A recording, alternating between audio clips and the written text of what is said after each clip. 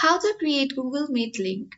Hi everyone, welcome back to our channel. This is Rose from Create Login and Delete. Without further ado, let's begin.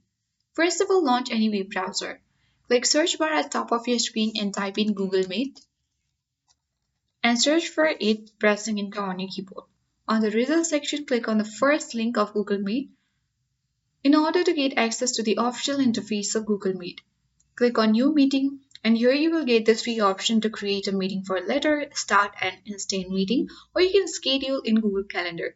So let's click on start an instant meeting and you need to wait for a while and here you need to allow to use microphone and camera. Now simply click on allow while visiting the site.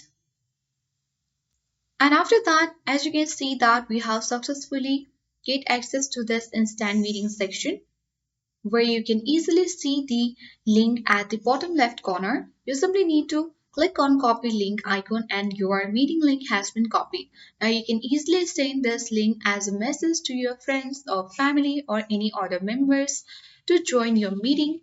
And now once they get access to that link, they can easily join your meeting. So this way you can easily create Google Meet link. I hope this guide was helpful. If it was, then do like, share, comment, and don't forget to subscribe.